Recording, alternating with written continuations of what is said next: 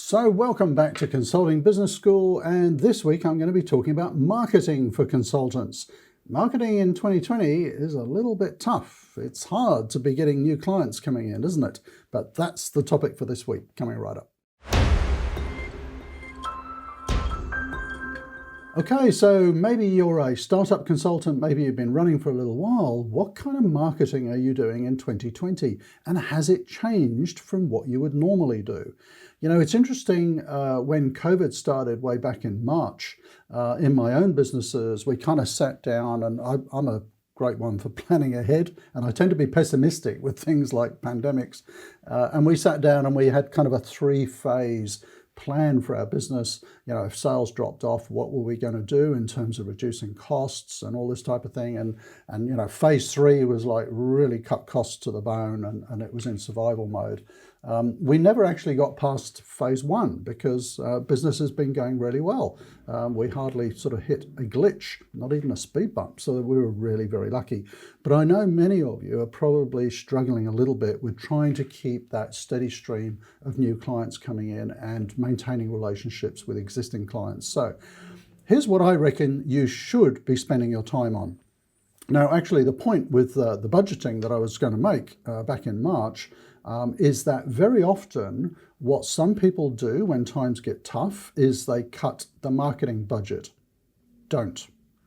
We actually doubled our marketing budget in March. If you're going to cut anything, really leave marketing until, you know, very near the end, because it is such an important aspect of your business. It's showcasing your business, it's bringing in new leads to your consulting business. It should be the very last thing that you even consider cutting. So we actually doubled ours. So what sort of things could you be doing? Well, let me talk about offline and online marketing. And I know there are heaps of marketing gurus out there, and they'll tell you, you know, you should be doing Facebook ads and you should be doing this and that and setting up funnels and all the rest of it. Let me just keep it really simple. So offline, what should you be doing? Depending on the sort of conditions in your local community, your local area, certainly events. Events are great to get out there and network with potential customers. Speaking at events is the best kind of marketing ever. So always try to get speaking gigs, because you're seen as the expert up there on stage talking about a particular topic. I really never bother about setting up booths and things like that at exhibitions and events. I don't really think they're worth it, but if you can speak on stage, way better. So always get out to events. Networking generally. So how are you able to maintain your offline networking at the moment? So if you're able to have coffee catch-ups, really important with your clients, with your prospective clients, keeping in touch, seeing what's happening. Really, really important always, but when times are tough, perhaps even more important. And other ways, you know, just to get on the phone, talk to clients, even if you're not meeting them face to face, just to see how they're going and that kind of stuff. So the offline marketing, that's very much what we do. So it's, you know, events, networking, keeping in touch, that kind of thing. So the offline is a little bit harder, of course, during a pandemic. What about online? It was interesting. I just posted a question on LinkedIn recently saying, which of these things would be likely to get you to respond? An unsolicited email, an unsolicited phone call, an unsolicited LinkedIn message, or some really interesting and valuable social media? Well, I kind of knew what the answer was going to be. Number 4, the social media got the biggest vote.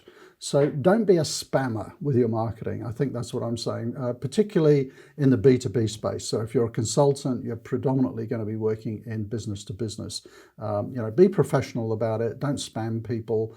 But social media can be very, very effective, obviously, in your marketing. So whether that be the use of images, video, we do a lot of videos. At least once a week, we're producing videos for all of our social media platforms.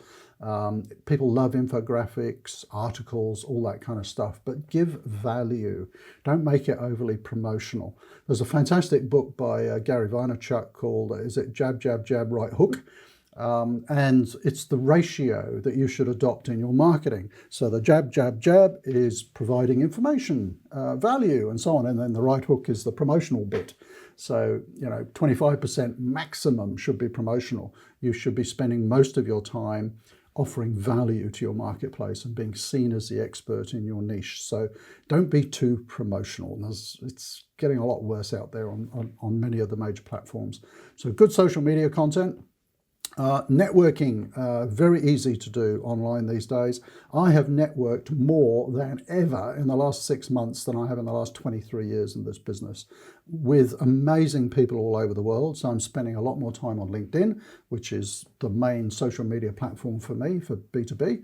I set up Zoom calls with people. I'm reaching out and having a chat with people. There's all kinds of opportunities out there, not just with potential clients, but with potential collaboration partners and so on. And I use that a lot to set up videos for my YouTube channels and things like that as well. So I meet some really interesting people, I'll interview them, and then not only am I learning about what they're doing and in their part of the world, but getting some great content for social media as well. Events, very important. You should be doing lots of online events. We just completed a 16-week webinar series, which went down really well. We reached people in 92 countries over that 16 weeks. It's phenomenal, the amount of interest that we got.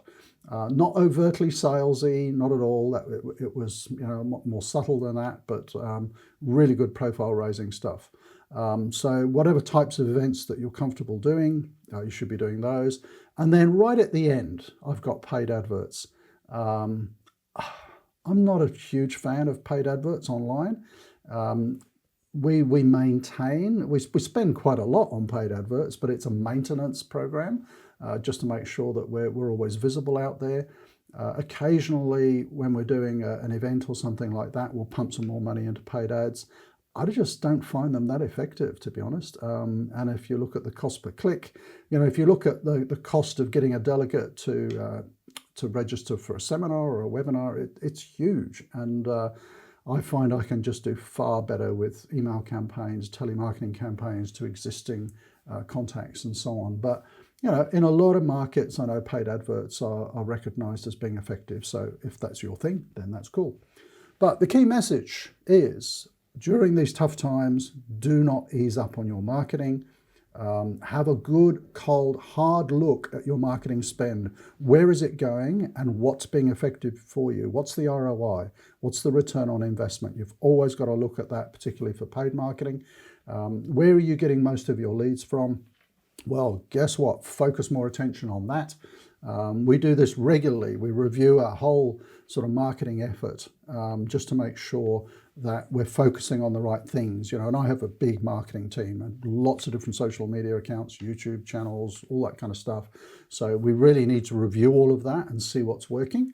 And we kind of reprioritize. Every few months we'll have a look at that and say, well, let's put more effort in this. This maybe isn't working so well for us, so we'll ease back on that. Marketing is not something that you just turn on and let it run. You've got to manage it very closely and be looking at the results constantly. Okay, so just a few thoughts on marketing for consultants. I hope that was of interest for you.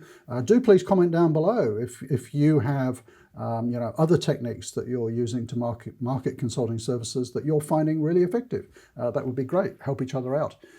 If you enjoy this channel, you know how it goes. Do think about subscribing. Just hit the subscribe button down there. If you hit the bell, you'll be notified every time we have a new video coming out, and they come out on a Tuesday. Look forward to lots of comments and questions, and thank you for watching. I hope that your consulting business is going really well at the moment, and if you're thinking of starting out, go for it, and I wish you every success. Thanks for watching.